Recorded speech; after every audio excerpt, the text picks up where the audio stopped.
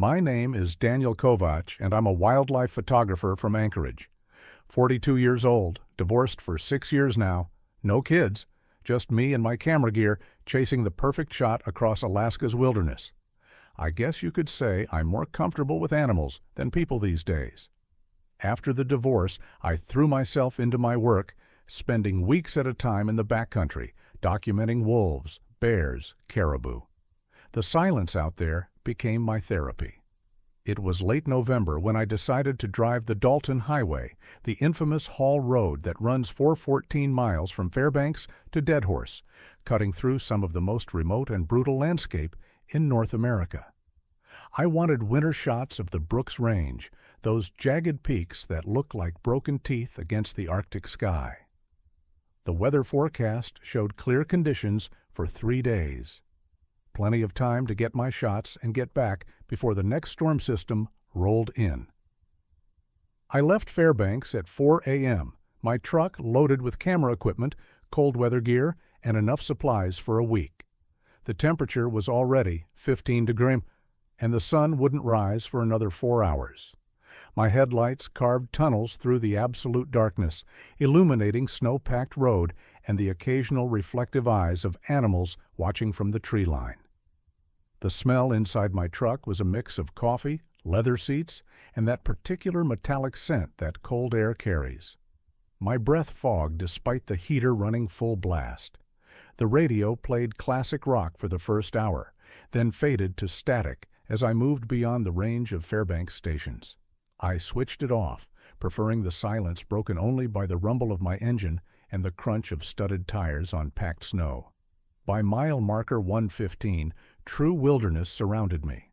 The sparse spruce forest had given way to tundra, vast, white, and empty. The sky was lightening to a deep blue-purple, stars still visible overhead. I felt that familiar peace settle over me, the sense that I was exactly where I belonged.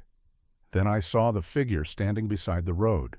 He was maybe 200 yards ahead, just visible in my headlights, a dark shape against the white landscape. As I got closer, I could make out more details. A man in what looked like old-fashioned Arctic gear, fur-lined parka, boots that came up to his knees. He wasn't moving, just standing there, facing the road, his face shadowed by his hood. I slowed down, rolled down my window despite the blast of frigid air, and called out, "You okay? Need help?" He didn't respond, didn't move at all. I could see my breath crystallizing in the air as I leaned out the window. "Sir, are you stranded?" Still nothing. Just that absolute stillness that made my skin prickle. I checked my side mirror. No other vehicles, no footprints in the snow leading to where he stood. It was like he'd materialized out of the tundra itself. Common sense told me to keep driving. But I'm not the kind of person who leaves someone potentially freezing to death on the Dalton Highway. I put my truck in park, grabbed my flashlight, and stepped out into the cold. The temperature hit me like a physical blow. 15 degrees with wind chill, probably pushing it closer to 30 degrees. My breath came in white clouds that froze in my beard. The snow beneath my boots squeaked with each step, that particular sound snow makes when it's bone-dry and dangerously cold. "Hey," I called out, walking toward the figure. "Are you all right?" 20 feet away now. 15. I could see he was tall, maybe 6.5 feet, his parka covered in frost, like he'd been standing there for hours. But his stance was wrong, too rigid, like a mannequin. 10 feet away, my flashlight beam hit his face. No face, just shadow beneath that hood, a darkness so complete it seemed to absorb my light. And his eyes, 2 pinpoints of pale blue light, like ice catching moonlight, staring directly at me. I stumbled backward, nearly falling. "What the—" He moved then, not walking, gliding. Across the snow without leaving footprints, closing the distance between us in impossible silence. I could feel cold radiating off him, colder than the Arctic air, cold that burned. I ran back to my truck, boots slipping on ice, and threw myself inside. Slammed the door, locked it. My hands shook as I shoved the truck into gear and floored the accelerator. The tires spun, caught, and I lurched forward. In my rearview mirror, he stood in the middle of the road, that hood still shadowing his face, those ice-blue eyes watching me disappear into the darkness. My heart hammered. I drove for 20 minutes straight before I dared to slow down, checking my mirrors constantly. Nothing. Just empty road behind me, empty tundra on all sides. I tried to rationalize it. Lack of sleep. The isolation playing tricks on my mind. But I knew what I'd seen. And I knew those eyes, ancient, patient, hungry, had marked me somehow. At mile marker 150, I pulled over to check my map and catch my breath. That's when I saw the frost pattern on my rear window. Not random ice crystals, but deliberate shapes, like someone had traced their fingers through the frost from the outside. Words. Turn back. If you're new here, subscribe to Untold Fears for daily horror stories that will keep you questioning every shadow and every sound in the night. Don't forget to hit the bell, because the next story might be waiting outside your window. I should have listened, should have turned around right then and driven back to Fairbanks. But I'm stubborn, and I'd come too far to give up on my shots. I convinced myself it was a prank, maybe truckers messing with tourists, some local joke I didn't understand. I kept driving north. The sun finally rose around 10 a.m., a weak orange disk that barely cleared the southern horizon. The light was beautiful but cold, casting long blue shadows across. The snow. I stopped at a pullout near Adigan Pass, the highest point on the Dalton Highway, and set up my camera to capture the Brooks Range in that perfect golden hour light. That's when I noticed the tracks. They started at the edge of the pullout and led out across the tundra toward the mountains. Not animal tracks, not human either. Too large, each footprint was at least 18 inches long, deep impressions in the snow, despite how hard-packed it was. And they were spaced too far apart, like whatever made them had been taking 10-foot strides. I followed them with my camera lens, zooming in. The tracks led straight toward a distant ridge, and there, barely visible in the scope, I saw him again. The figure in the fur parka standing on the ridgeline, watching me. Even from a mile away, I could feel those ice-blue eyes fixed on me.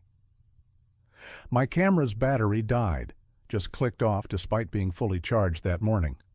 My truck's engine, which I'd left running, sputtered and stopped.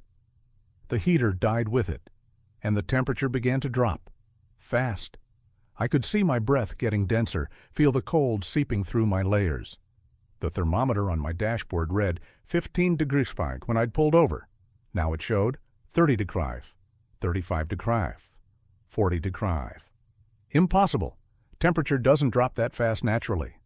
I tried to start my truck. The engine turned over once, twice, then nothing. Dead battery. In 40 degrees cold, that was a death sentence. I grabbed my emergency radio and tried to call for help. Static. Pure static. My cell phone was dead too, frozen solid despite being in my inside pocket. On the ridgeline, the figure began to move. Toward me. Gliding down the slope with that same unnatural smoothness, leaving no tracks now, just flowing across the snow like smoke. Panic hit me. I had maybe 30 minutes before hypothermia became a serious threat. I gathered my emergency gear, sleeping bag, chemical hand warmers, emergency beacon, and abandoned my truck, heading back south on foot. The wind picked up. Not gradually, but all at once, a wall of white that screamed across the tundra and slammed into me. Visibility dropped to 0 in seconds. I couldn't see my own feet, couldn't tell if I was still on the road. The wind howled with voices, dozens of voices, screaming in languages I didn't recognize. And beneath the howling, I heard footsteps, heavy, deliberate, following me. I stumbled forward, wind tearing at my clothes, snow filling my mouth and nose. My face went numb, my fingers lost feeling even inside my gloves. I fell, got up, fell again. Then I saw lights, headlights, a truck barely visible through the whiteout.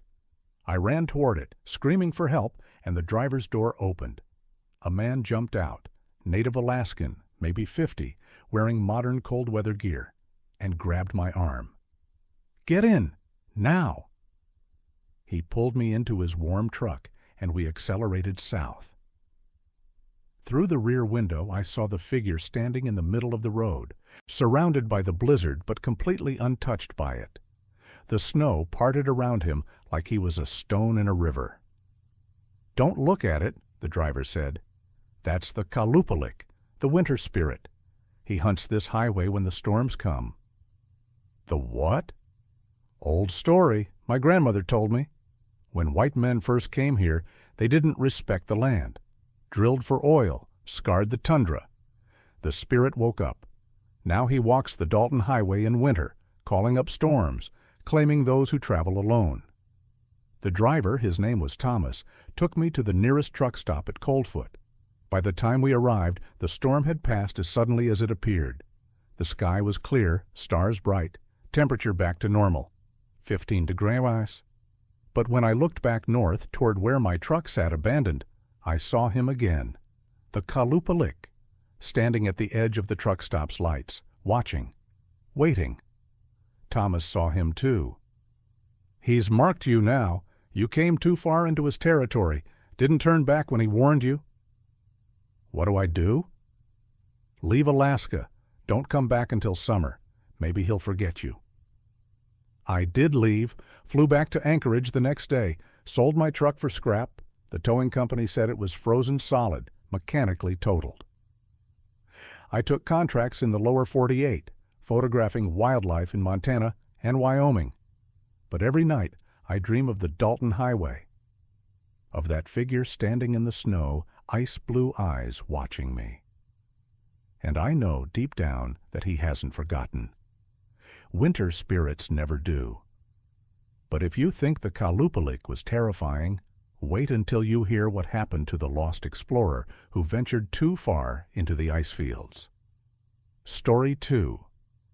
The Lost Explorer. Rebecca Marsh here. I'm a glaciologist from Seattle, 36 years old, and I've spent the last decade studying the effects of climate change on Alaska's glaciers. I'm single, married to my work, as my mother likes to say, and I've always been more comfortable in the field than in any laboratory or office. There's something about the purity of the ice, the way it holds centuries of climate data in its frozen layers, that speaks to me in a way human relationships never have. In December, I received a grant to study the Harding Ice Field, a massive expanse of ice covering over 700 square miles in the Kenai Peninsula. I wanted to establish baseline measurements before the winter storms made the field inaccessible. My research partner, David, was supposed to accompany me, but he came down with pneumonia 2 days before departure. Against better judgment and against explicit warnings from my university, I decided to go alone. I flew into Seward on a Friday afternoon, the sky already darkening, even though it was only 3 p.m. The town smelled like salt water and diesel fuel, the harbor filled with fishing boats preparing for winter. I rented a snow machine and hired a bush pilot named Frank to drop me at the edge of the ice field. "You sure about this?" Frank asked as we loaded my gear into his Cessna.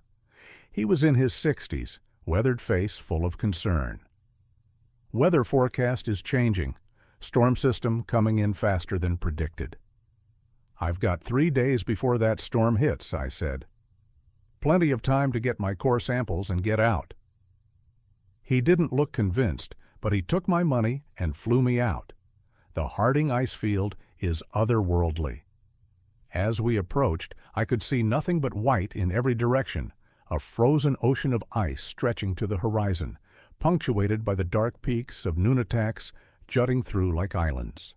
The late afternoon sun turned everything pink and gold, beautiful and deadly. Frank landed on a relatively flat section near my research site and helped me unload my gear. "Radio me every 12 hours, he said. "Miss one check-in, I'm sending search and rescue." "I will, thanks, Frank." He took off, the Cessna's engine fading to silence, and I was alone. completely, utterly alone, standing on ice that was thousands of feet thick, with nothing but my tent, my equipment, and the vast frozen wilderness around me. The silence was profound, not peaceful, oppressive.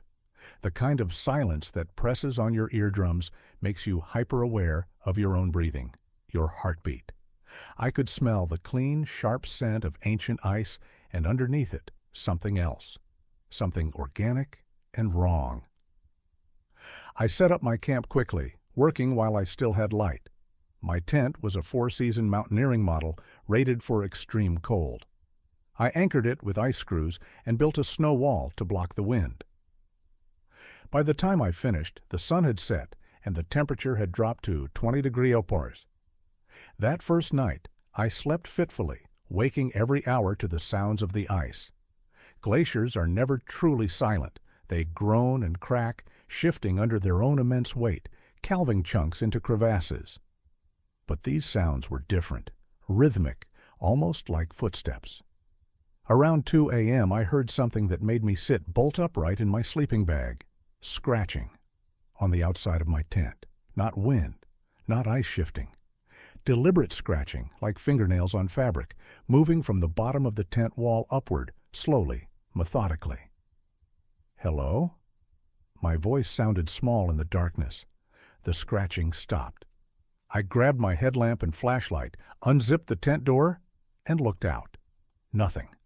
Just endless ice glowing faintly under starlight. My breath created clouds of vapor that froze instantly, tiny ice crystals tinkling as they fell. But in the snow next to my tent, I saw marks, long gouges, like something with claws had dragged itself along the ground. The marks led away from my tent toward a crevasse about 50 yards away, then disappeared. If this story is making your blood run cold, hit that subscribe button. Untold Fears brings you nightmares from the places where civilization ends. I should have radioed Frank right then, should have called for immediate extraction. But I convinced myself it was an animal, maybe a fox or a wolverine, curious about the strange structure on the ice. I went back to sleep. The next morning I started my work. Drilling ice cores is meditative. The drill's rhythmic grinding, the slow extraction of cylinders of ancient ice, each one a window into the past. I was so focused that I didn't notice the sky changing until it was too late. The storm Frank had warned about was coming early. Dark clouds rolled in from the north, moving impossibly fast, and the wind picked up from 0 to 40 miles per hour in minutes. The temperature plummeted. I secured my equipment and retreated to my tent, radioing Frank. Base camp to Frank. Storm's here early. I'm sheltering in place. We'll check in after it passes. Static. Then, copy, Rebecca. Be safe. This one looks bad. The storm hit like a freight train. Wind screamed across the ice, shaking my tent despite the snow walls. Visibility dropped to 0. I huddled in my sleeping bag, listening to the chaos outside, and tried not to think about the horror stories I'd heard. Climbers trapped in tents for days, slowly freezing, slowly going mad from the isolation and the sound. Hours passed. The storm didn't weaken. If anything, it intensified. Then I heard it again, the scratching. But this time, it wasn't on the side of the tent. It was coming from underneath, from the ice itself, like something was trying to claw its way up from below. I pressed my ear to the tent floor, and I could hear it clearly now, scratching, scraping, and beneath that, a sound like breathing, wet, labored breathing. "Who's there?" I whispered, knowing it was insane to expect an answer. The breathing stopped. Then a voice, muffled, distant, but definitely a voice. "Help me. I'm so cold. Please help me." I scrambled to the tent door, threw it open against the howling wind, and looked out. The storm had cleared a small circle around my tent, maybe 10 feet of visibility, and in that circle I saw him, a man, or what had once been a man. He was frozen, encased in ice from the waist down, his torso and arms free but covered in frost. His face was blue-white, eyes open but glazed over, mouth moving as he spoke. "Help me. Been here so long. So cold." Jesus Christ! I grabbed my emergency medical kit and crawled toward him, snow biting at my exposed face. He was real, solid. I could touch him, feel the ice encasing his lower body. His lips were moving, but his eyes didn't track me, didn't seem to see me. "Who are you? What happened?" "Fell into the ice, 1952. Can't get out, can't die, just cold, always cold." That was 70 years ago. This wasn't possible. This couldn't be real. I tried to chip away the ice around him with my ice axe, but it was like striking stone. The ice wouldn't break, wouldn't even crack. And with each strike, he screamed, a horrible, hollow sound that echoed across the glacier. Then I saw the others. All around my tent, emerging from the storm like ghosts, frozen figures half buried in the ice. Men and women in old-fashioned climbing gear, in fur parkas, in modern jackets. Dozens of them. All trapped, all frozen, all staring at me with those dead, glazed eyes. "Help us," they whispered in unison. "Free us, please." I backed away, dropping my ice axe, and scrambled back into my tent. Zipped it shut. But I could hear them outside, scratching at the fabric, pressing against the walls, making the whole tent bulge inward. "We're so cold. Let us in. Let us share your warmth." I radioed Frank, screaming into the handset, "Mayday! Mayday! I need immediate extraction. There's something wrong here. There are people, frozen people. They're—" "Rebecca, calm down. You're experiencing hypoxia or hypothermia. Check your oxygen levels." "No, they're real. They're outside my tent right now." The radio went dead. Not static, just dead, like someone had cut the power. The tent was getting colder, much colder. I could see my breath, thick white clouds, and frost was forming on the inside of the tent walls. The temperature gauge on my watch read 20 degrees when I'd gone outside. Now it showed 45 degrees, 50 degrees, 60 degrees. The frozen people were leaching the heat from my tent, drawing it into their bodies, trying to thaw themselves. I knew I was going to die if I stayed. I grabbed my emergency beacon, my sleeping bag, and my knife, and I cut my way out the back of the tent. The storm had lessened slightly. I could see maybe 20 feet now, and I ran. Ran across the ice, away from the camp, away from those frozen figures. I heard them behind me, scraping across the ice, dragging their frozen bodies, moaning that same plea. "So cold. Help us. So cold." I ran for what felt like hours, though it was probably only minutes. My lungs burned with frozen air. My legs screamed. I fell into a crevasse, barely caught myself on the edge, dangling over darkness, and hauled myself out. Finally, I saw lights. A helicopter searching for me. Frank had sent search and rescue when my radio went dead. They pulled me up in a rescue basket, and as we lifted off, I looked down at the glacier. The storm had cleared, and in the clean morning light, I could see my camp. My tent was shredded, equipment scattered, and around it, dozens of shapes in the ice, human shapes, frozen in reaching poses. "You see that?" I shouted to the rescue worker. He looked down and frowned. "See what?" "Just your camp." I looked again. The shapes were gone, just ice, empty ice. But I know what I saw. And when I researched the Harding ice field afterward, I found records.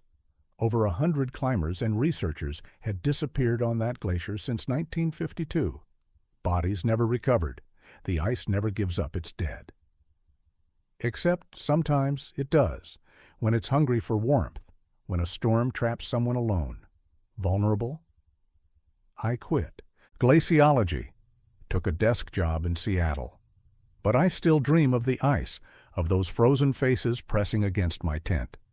And I know, deep in my gut, that if I ever return to the Harding ice field, I'll join them.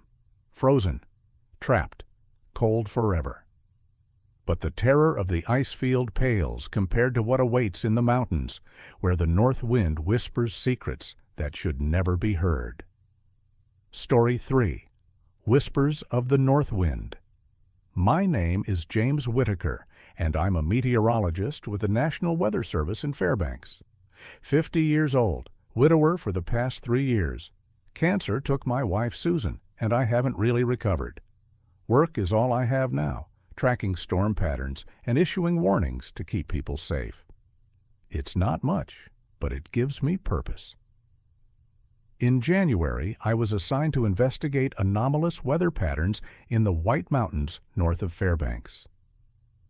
Local residents had been reporting strange winds, not just strong winds, but winds that seemed to carry voices, that changed direction without cause, that dropped temperatures by 30 degrees in seconds.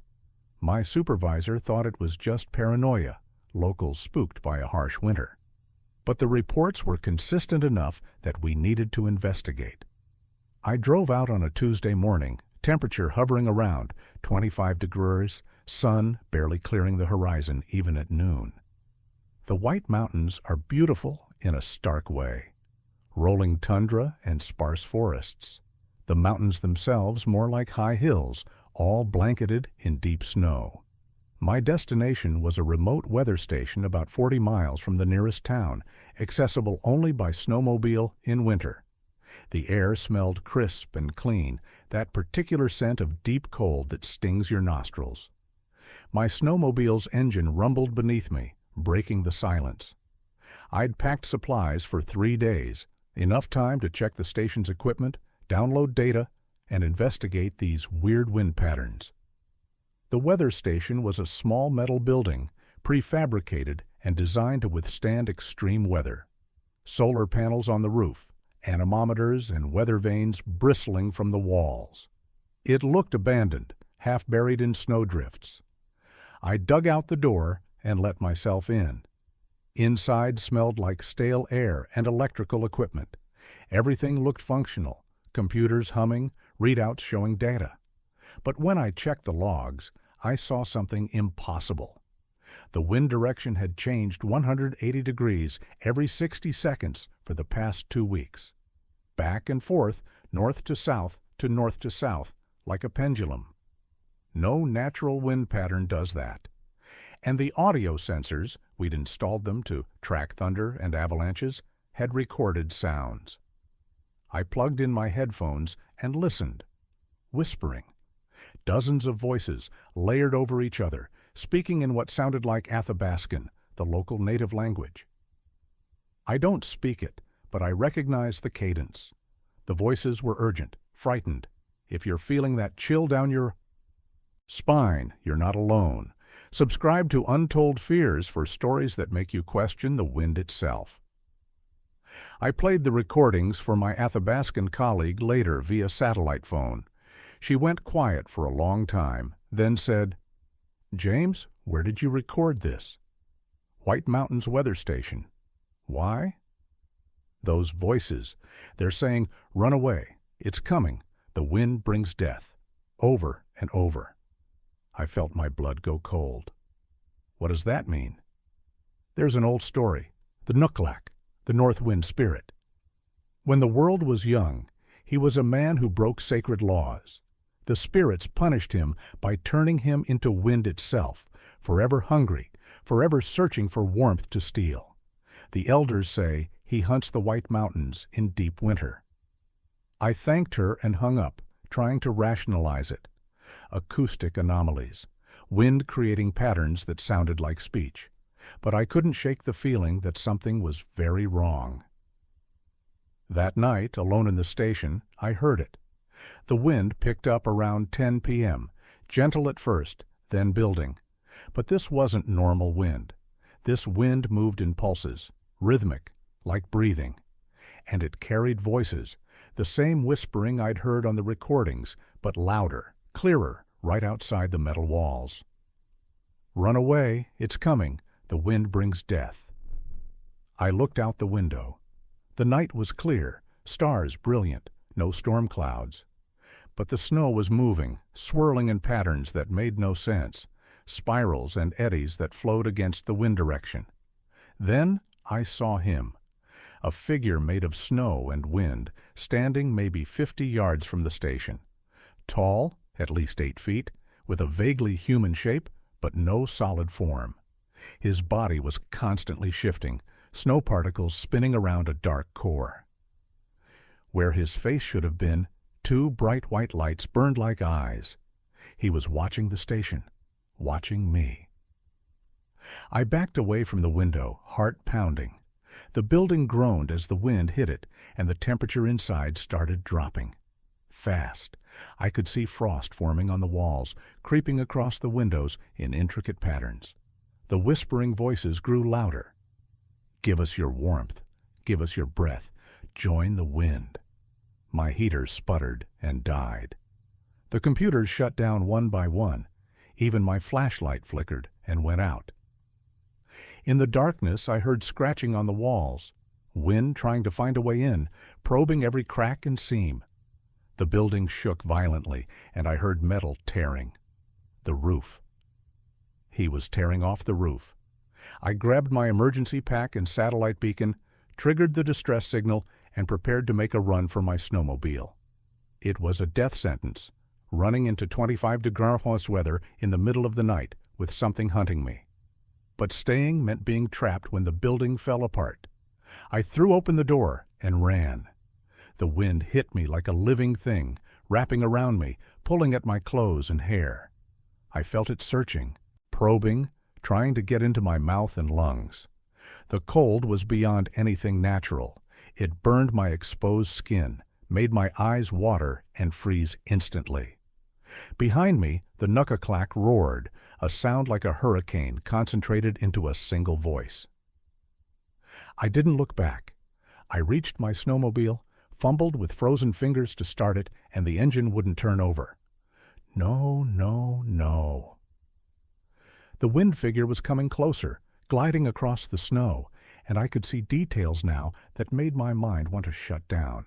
His body wasn't just wind and snow, it was full of people, frozen faces trapped in the swirling snow, mouths open in silent screams, eyes pleading. He'd been collecting victims for centuries. My snowmobile finally started. I gunned it, speeding across the tundra with no idea where I was going, just away.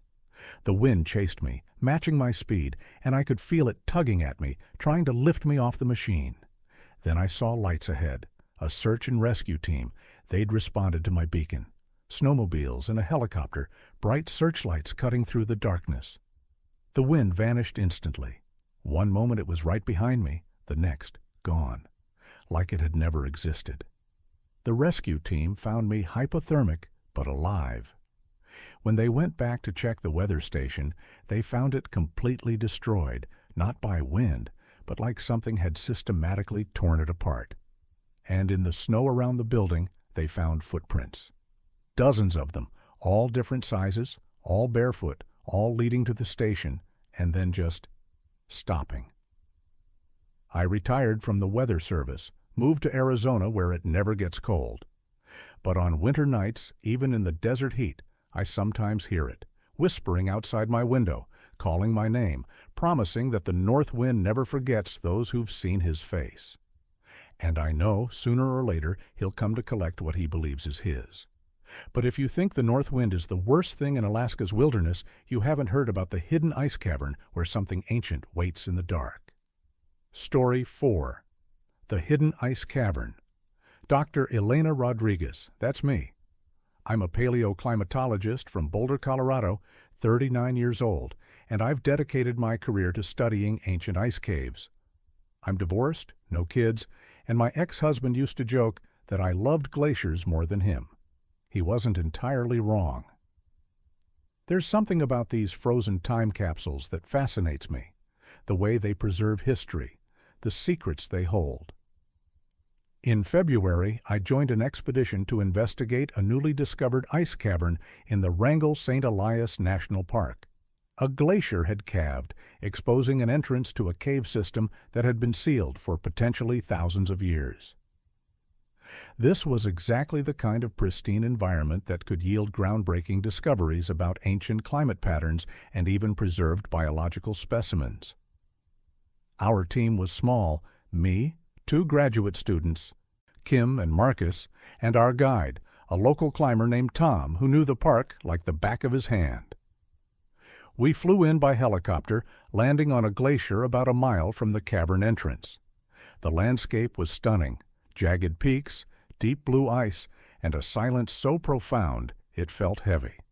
The air smelled like snow and altitude, clean and sharp. Our breath created clouds of vapor that hung in the still air before slowly dissipating.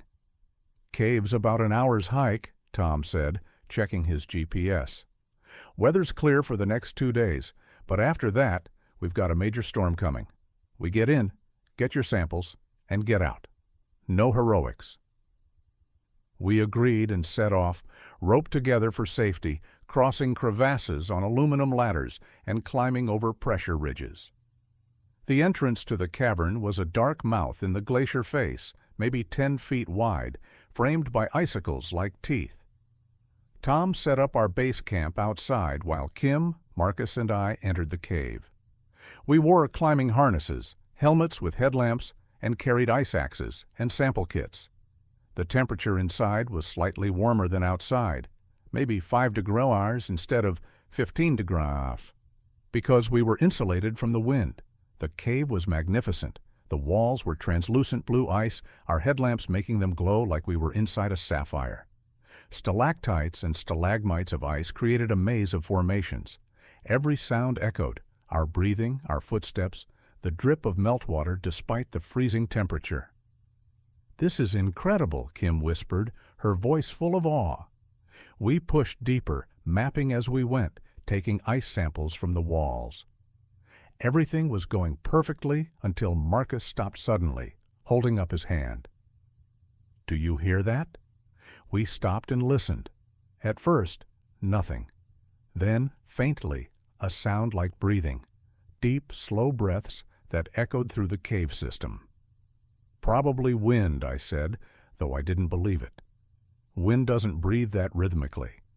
We continued for another 200 feet, and the cavern opened into a massive chamber, easily 100 feet across, the ceiling disappearing into darkness above us.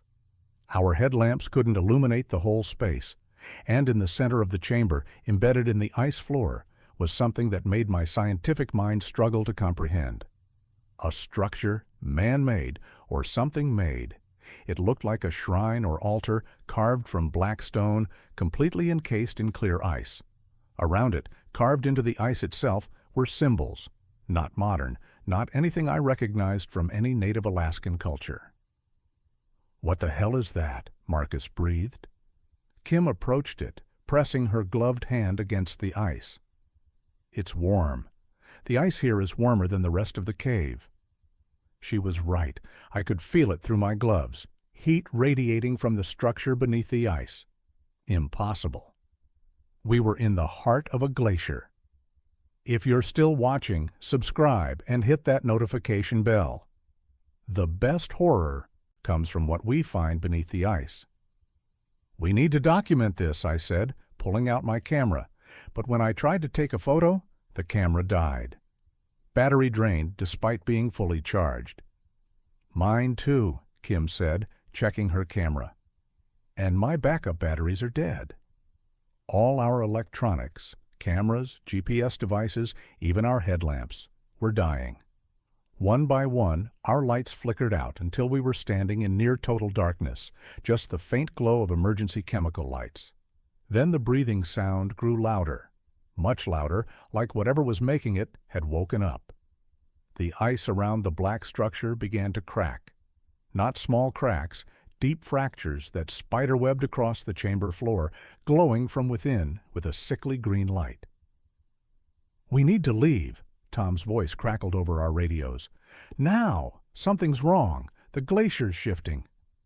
The floor beneath us lurched. Kim screamed as a crevasse opened between us, the ice splitting like someone had struck it with a giant axe. Marcus grabbed her arm, pulling her back from the edge. From the crevasse, something rose. I can barely describe it. It was massive, at least 20 feet tall, and made of ice, but ice that moved like flesh. Its body was humanoid but wrong, with too many joints, too many angles. Where its face should have been was a void, an absence of light so complete it hurt to look at. And from that void came the breathing sound, louder than ever, so low it vibrated in my chest.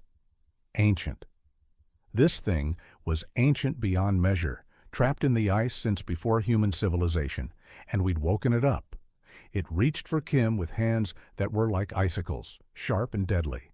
She scrambled backward, lost her footing, and slid toward the crevasse. Marcus dove for her, caught her hand.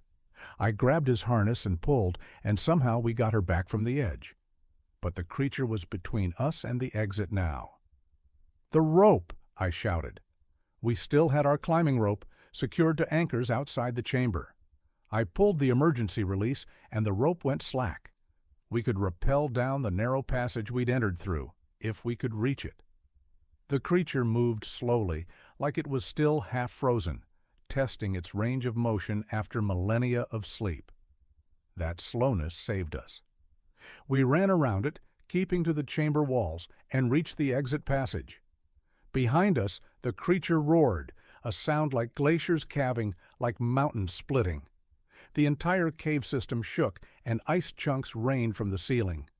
We rappelled down the passage in controlled chaos, barely avoiding falling ice, and burst out into the daylight where Tom was frantically packing up camp. "Go, go, go!" he screamed. We ran across the glacier, and behind us, the cavern collapsed inward, the glacier swallowing it whole. The entrance vanished under tons of ice and snow.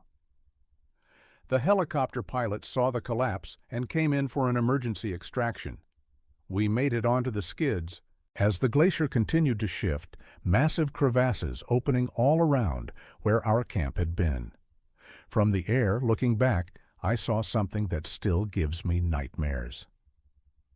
The glacier was moving, flowing toward the valley below, and within the blue ice, I could see dark shapes. Dozens of them, all massive, all imprisoned in the ice, waiting.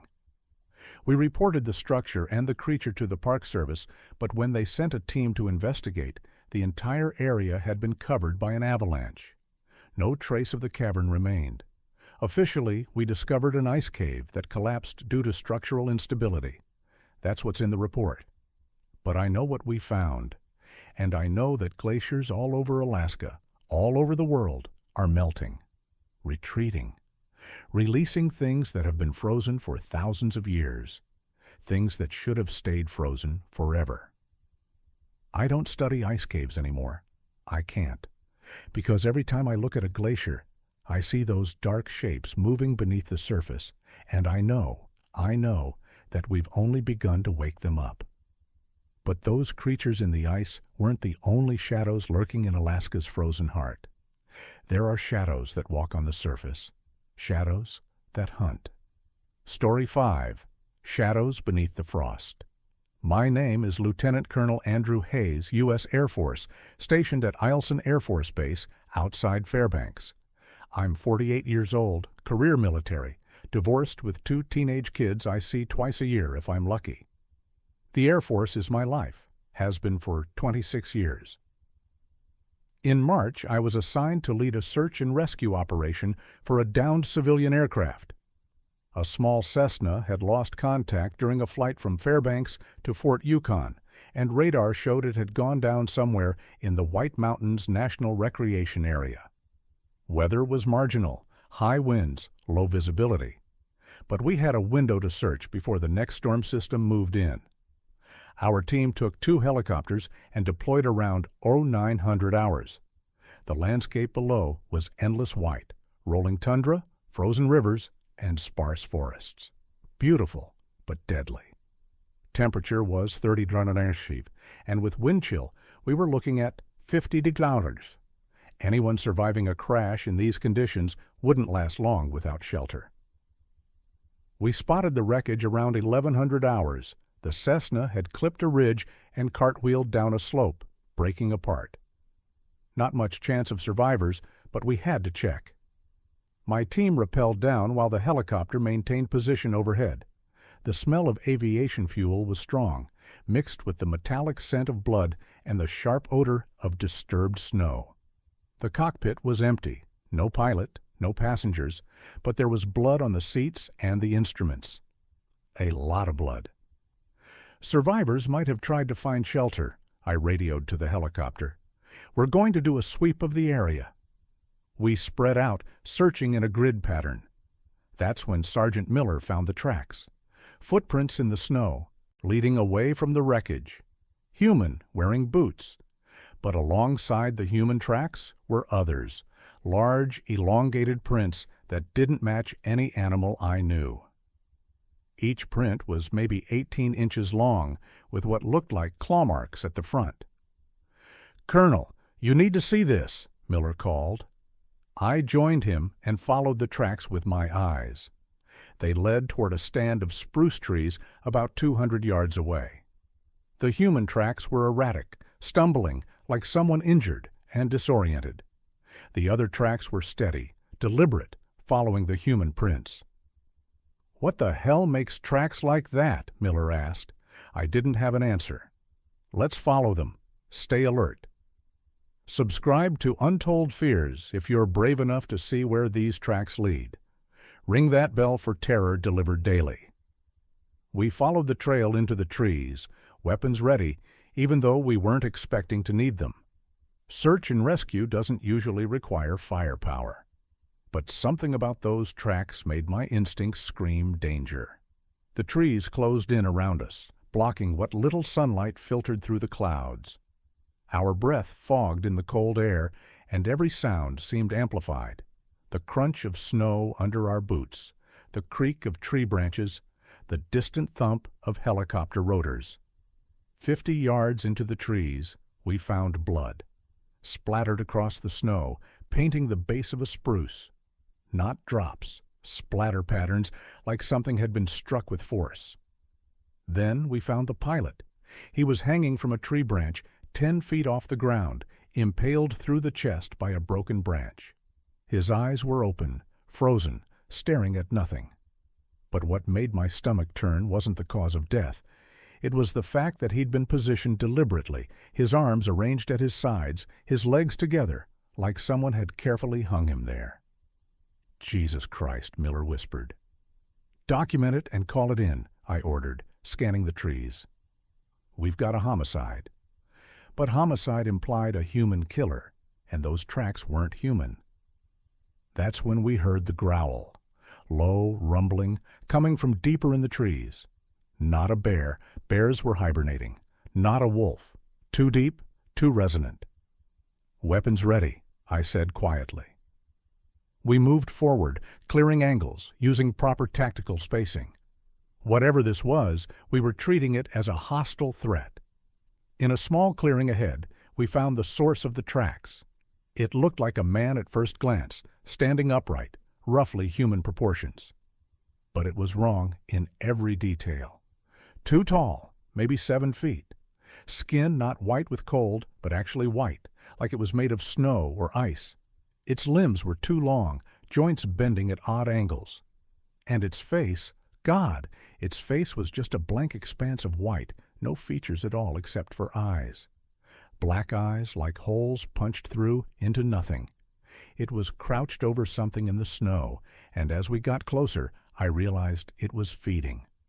One of the Cessna's passengers. "Contact! Hostile contact!" Miller shouted, raising his rifle. The creature's head snapped toward us with inhuman speed. It stood to its full height, and I could see now that its hands ended in long, sharp claws covered in frozen blood. Miller fired. 3 rounds, center mass. The bullets hit. I saw the impacts, but they just punched through, leaving holes that sealed up instantly like water closing over a stone. The creature screamed, a sound like wind through a canyon, shrill and otherworldly. And charged. It moved fast, impossibly fast. One moment it was 30 feet away, the next it was on Miller, those claws raking across his chest. His body armor saved him from being disemboweled, but the impact threw him backward into a tree. I fired my sidearm, aiming for the head. Same result. Bullets passed through, and the thing didn't even slow down. "Fall back! Fall back!" I grabbed Miller and hauled him up, and we ran. Behind us, the creature gave chase, and I could hear it, not footsteps, but a slithering, scraping sound as it flowed across the snow. We broke from the trees into the open, and I screamed into my radio, "Exfil now! We've got contact with something, hostile entity." The helicopter dropped fast, skids touching snow, and we threw ourselves aboard. The pilot pulled up just as the creature emerged from the tree line. It stopped at the edge of the clearing, watching us climb away. And then it did something that still haunts me. It raised one clawed hand as if waving goodbye. Back at base, we debriefed with base command. I told the truth, everything, and I was promptly ordered to psych eval. Miller backed up my story, and the helicopter crew confirmed they'd seen something in the clearing, though the helmet cam footage was corrupted, showing only static. Officially, the Cessna crashed, the occupants died of exposure, and the pilot's body was recovered. The other passenger was listed as lost, remains not recovered. But I know what I saw. And I know there are things living in Alaska's wilderness that don't show up in any zoology textbook.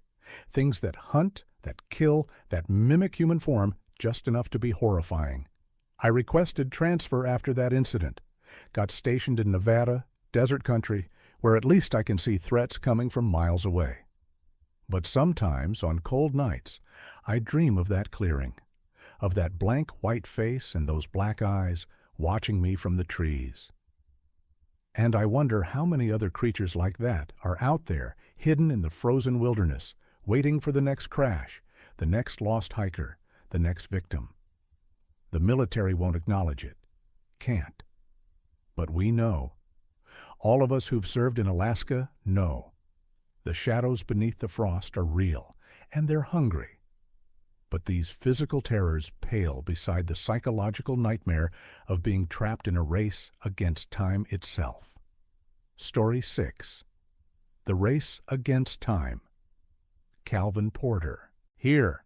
I'm a paramedic with Lifeline Alaska, the critical care transport service that covers the entire state. 34 years old, been doing this job for 8 years, and I've seen pretty much every kind of medical emergency you can imagine in this environment. Hypothermia, frostbite, trauma from crashes and falls. My personal life is a mess. I'm going through my second divorce, drink too much when I'm off duty, and I probably use work to avoid dealing with my problems. But I'm damn good at my job. On April 10th, we got a call around 2100 hours. Climber with severe hypothermia on Denali, Mount McKinley to outsiders, at the 17,000-foot camp. Bad weather had prevented helicopter extraction, but there was a narrow window opening up. If we didn't get him off the mountain in the next few hours, he'd die. My partner Lisa and I geared up and flew out in our rescue helicopter with an experienced high-altitude pilot named Jack. The conditions were brutal, winds gusting to 60 mph, temperature at altitude around 40 degrees, and clouds obscuring the mountain. "This is insane," Lisa said as we approached Denali. The mountain loomed out of the darkness like a black wall against the stars. "Guy's got maybe 2 hours," I said. "We don't go, he's dead." Jack fought the controls, battling winds that tried to flip us like a toy. We barely made it to the landing zone at 17,000 feet, a flat area of ice barely large enough for our skids. The rotor wash created a whiteout, snow swirling in blinding clouds. "You've got 15 minutes, Jack shouted over the engine noise. "Any longer, and I can't guarantee we'll get off this mountain." Lisa and I jumped out into wind that nearly knocked us over. The cold was indescribable. It felt like being punched in the lungs, like breathing glass shards. Even with extreme cold weather gear, I could feel the temperature trying to kill me. The climber's tent was maybe 30 yards away, a small yellow dome being battered by wind. We found him inside, David Chen, 32, from California. He was semi-conscious, hypothermic to the point where his core temperature had to be in the low 80s. His climbing partner had been evacuated 2 days earlier, leaving David alone. "David, we're here to get you out," I said, checking his vitals. Pulse was thready, respirations shallow, skin cold and gray. We packaged him in a hypothermia wrap and litter, working as fast as our frozen fingers allowed. Every second counted, not just for David, but for us. The longer we stayed at this altitude in these conditions, the more danger we were in. "Time!" Lisa shouted. "We've got to move!" We carried David toward the helicopter, fighting the wind every step. My muscles screamed, my lungs burned, and my fingers and toes had gone numb despite heated gloves and boots. That's when I saw them. Figures barely visible through the blowing snow, standing in a ring around the helicopter. Maybe a dozen of them, motionless, facing inward. If your heart is racing, hit that subscribe button. Untold Fears climbs to terrifying heights. "Lisa, you see that?" "See what?" "The figures. But when I blinked, looked again, they were gone. Trick of the light. Altitude sickness. Had to be." We loaded David into the helicopter and strapped in. Jack pulled up and the helicopter shuddered, struggling against the thin air and violent winds. "Come on, baby," Jack muttered. "Come on." We lifted off, rotors screaming, and cleared the landing zone. Relief flooded through me. Then the engine warning light lit up. "We've got a problem," Jack said, voice tight. "Oil pressure dropping fast. Something hit us during landing. Debris, ice, I don't know, but we're losing oil." "Can we make it down?" I asked. "Maybe, if the engine doesn't seize, if the weather holds, if we're really, really lucky." We descended as fast as Jack dared, altitude falling, 16,000 feet, 15,000, 14,000. The engine was making sounds it shouldn't, grinding, whining, and the cockpit was filling with the smell of burning oil. Lisa was working on David, trying to warm him slowly, monitoring his vitals. "He's crashing," she said. "Heart rate's dropping. He's going into cardiac arrest." "Not now!" But I grabbed the AED, started chest compressions despite the helicopter's violent movement. 10,000 feet. The engine was screaming now, temperature gauge redlined. I hit David with the AED, no response. Compressions again. "Come on, come on." "We're going down," Jack shouted. "Brace for impact." The engine seized. Total power loss. We were in auto-rotation, basically a controlled fall, Jack using rotor momentum to slow our descent. Through the window, I saw mountains rushing up, dark shapes in darker night. Lisa grabbed my hand. "Cal!" We hit.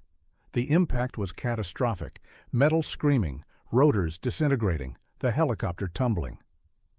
I felt ribs crack, felt my head slam into something hard despite my helmet. Then darkness.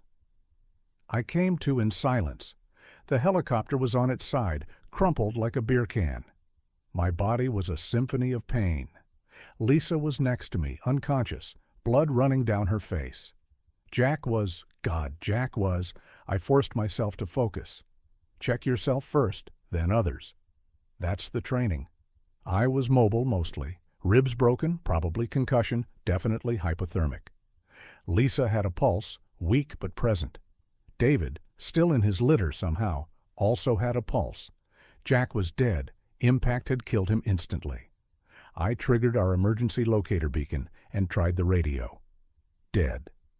We were down somewhere on Denali, in the dark, in 40-degree weather, with no way to call for help beyond the beacon. Survival time in these conditions, hours, not days.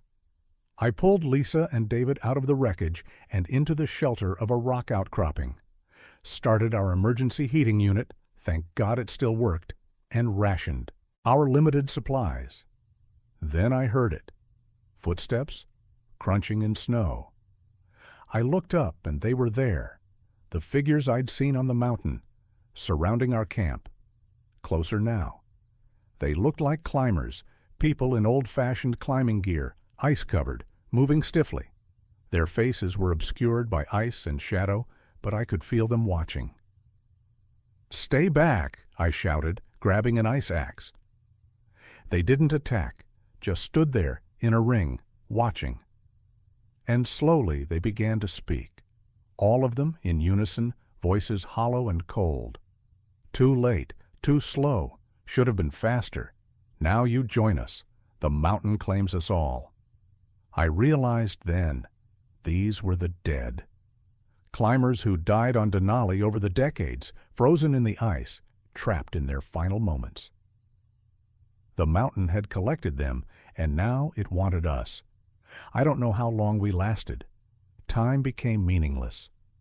The figures stood vigil, never moving closer, but never leaving. David died sometime during the night. His body just gave out, hypothermia claiming him. I tried CPR, tried everything, but it was useless. Lisa regained consciousness briefly, looked at me with glassy eyes, and whispered, "Don't let the mountain keep me." Then she was gone too. I was alone, surrounded by the frozen dead, waiting to join them. That's when I heard the helicopter. Search and rescue homing in on our beacon, the living arriving just in time. As they lifted me into the basket, I looked back at the crash site. The figures were gone, but in the snow around where they'd stood, I saw footprints. Dozens of footprints leading away toward the higher peaks, leading to where the other bodies lay, still frozen, still waiting. They airlifted me to Anchorage. I spent 2 weeks in the hospital recovering from hypothermia, frostbite, and my injuries. Lisa and David's bodies were recovered, brought down for burial. I quit Lifeline Alaska, moved to Florida, where it never gets cold. But I still dream of that night, of those figures standing in the snow, waiting for me to join them. The mountain keeps its dead, and one day it'll call me back. But mountains aren't the only things in Alaska that consume people. Sometimes the greatest horror comes from the slow realization that you're already trapped. Story 7. The Final Awakening. Dr. Samantha Park, neuroscientist, 41 years old, formerly with the University of Alaska Fairbanks. I say formerly because I resigned 2 months ago under circumstances I still can't fully explain to anyone who wasn't there. I'm single by choice, dedicated to my research, or at least I was. Now I'm not sure what I am. My specialty was studying altered states of consciousness in extreme environments, how isolation, darkness, and cold affect the human brain. In February, I established a research station in the Arctic National Wildlife Refuge to study a phenomenon called the third man factor, the sensation that mountaineers and polar explorers report of feeling an invisible presence accompanying them in life-threatening situations. I brought 2 research assistants, Jake and Melissa, both grad students, and we set up our station in a remote cabin that had been used by researchers studying caribou migration. The nearest human settlement was over 100 miles away. We planned to spend 6 weeks in complete isolation, monitoring our own brain activity and psychological states as the environment worked on us. The cabin smelled like wood smoke and seal oil, decades of use embedded in the walls. Outside, the landscape was monochrome, white snow, gray sky, the sun barely cresting the horizon, even at midday. The silence was absolute. No birds, no wind, just emptiness. For the first 2 weeks, everything went according to plan.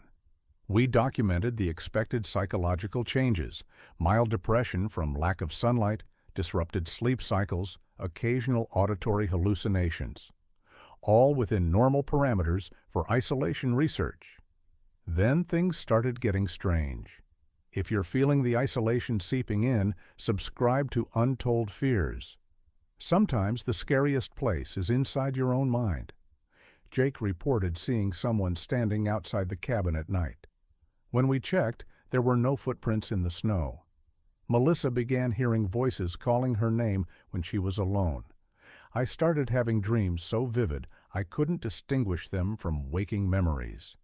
Dreams of walking across the tundra toward something waiting in the darkness. We documented everything, assuming these were predictable effects of sensory deprivation and isolation. But our EEG readings showed something impossible. Our brain waves were synchronizing. All 3 of us, even when sleeping in different rooms, showed identical patterns of neural activity. This shouldn't be possible, I said, reviewing the data.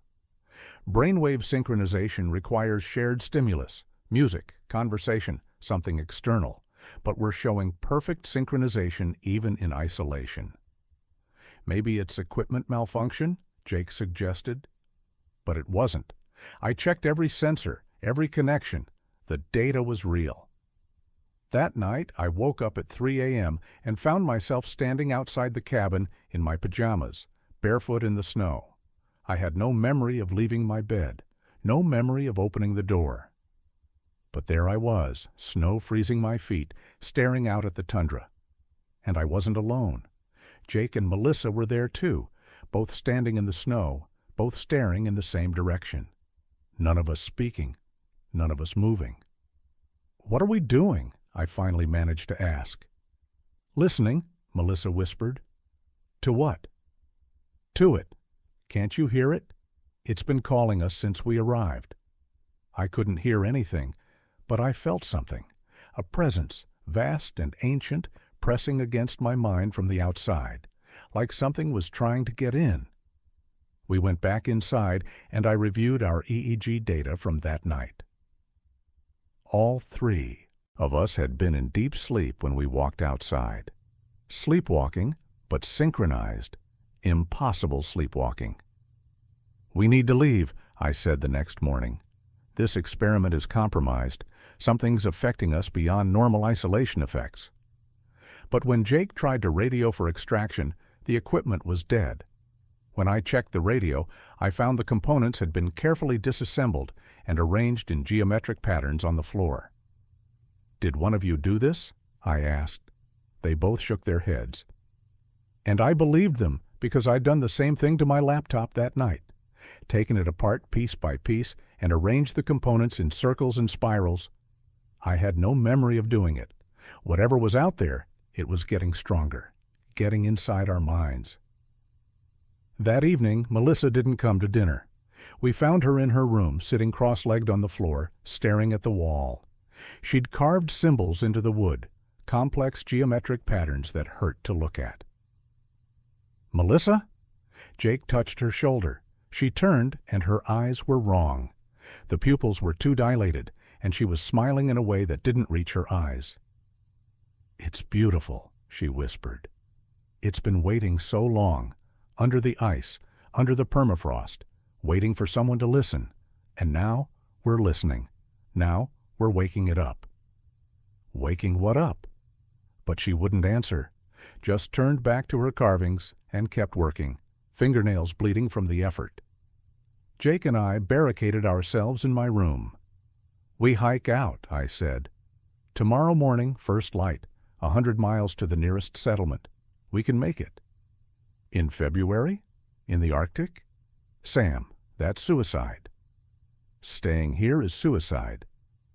But when morning came, if morning is even the right word for that pale gray light, I woke to find Jake gone. The barricade we'd built was still in place, doors still locked from the inside. But Jake was gone. I found him outside, standing with Melissa, both of them facing north toward the Brooks Range. And they were singing, a low, droning sound that resonated in my chest, made my teeth ache. I ran to them, grabbed Jake's arm. "We're leaving, now!" He looked at me with those same wrong eyes.